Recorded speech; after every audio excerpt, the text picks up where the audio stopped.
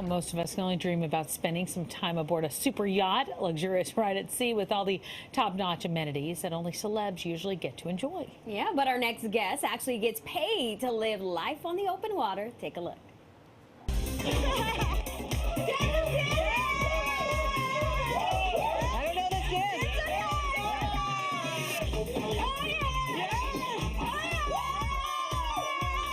Yeah, I can bust a move. I like being the fun captain. So why not have a dance party with the guests?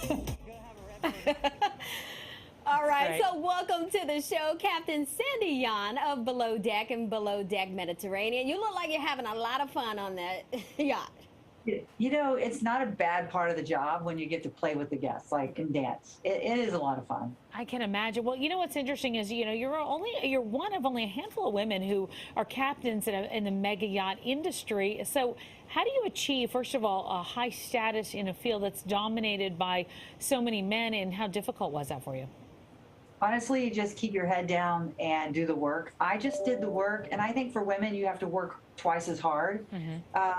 I gained the respect of my peers, and I can drive a boat, so that helps. You got the skills. All right, so you're very open about your life in your book that was just released, Be the Calm or Be the Storm, Leadership Lessons from a Woman at the Helm. So what inspired you to write this book? Honestly, the fans. I never had a desire to write a book, but it was the fans. Everybody was like, we watch your show. You're so inspiring. We learn leadership tips from you. Where's your leadership book? So I wanted to write a book that had leadership in story form. And I needed people to see where I came from and how I evolved as a human being to become a productive member of society. And then, you know, people took a risk. They gave me a chance, and then I became a captain. Well, so you said it's really important to day-to-day recognize life's teachable moments, and I know we all have them, but is there one example that stands out for you in your personal life? Honestly, yes. I think every day I wake up and show up, I have to remain teachable. I was at sea. I had a fire in the Red Sea.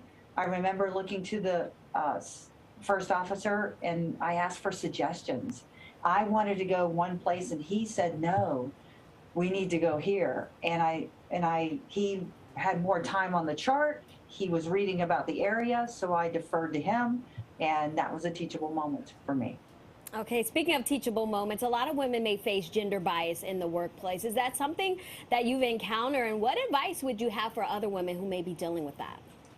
You know, honestly, I think if you have a conversation about it and not like, oh my God, this is happening to me, don't be the victim, be proactive, find a way to navigate it, because you can do that. Like for me, I always find a solution. There is a solution. I recommend you find it. So are there some traits that you think that really set you apart from your male counterparts right now? Honestly, I think women are calmer. We have more compassion in the workplace. I take the time to get to know my crew, and I spend that time with them. I have a meal with them, and I care. Not that men don't care. They're just there to do a job, and they don't want to hear the whining. I think for women, we have more compassion. I think it works in my favor. Yeah. Okay, I'm sure we can all say that you have a very interesting job. Was this something that you've always wanted to do? And talk about, I know you've been talking about the art of self-leadership. Has that played into you being able to do this job? Yes, you know, I fell into it. I never knew I could be a captain. I fell into it. A guy invested in me, sent me to sea school.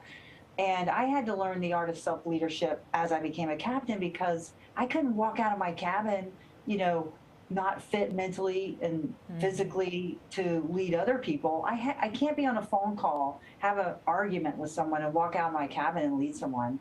It's very difficult to do that. So I listen to music. It changes my mindset. When I walk out of my cabin, I'm fit mentally to lead.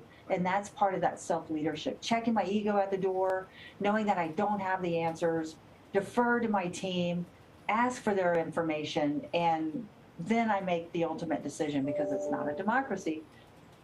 It's so interesting. This is the second day in a row we've had somebody talk to us about the fact that music is really can change their mood and change, their thought process and help them kind of open up and have clarity. So let me ask you this. In addition to your duties on Below Deck Mediterranean, you're also on the current season of the original series, stepping in for Relief Captain Lee. What was that transition like for you? Is it different? Is there something we should be looking out for this season? What do you think?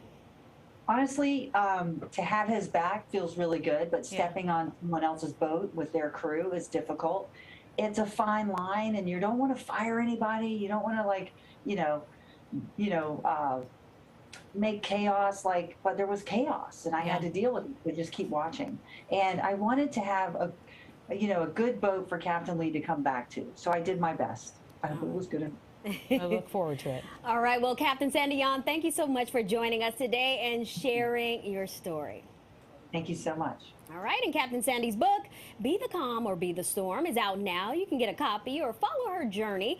You can check her out on Instagram at Captain Sandra Yawn, and you can see Captain Sandy on the new episode of Below Deck Monday nights on Bravo.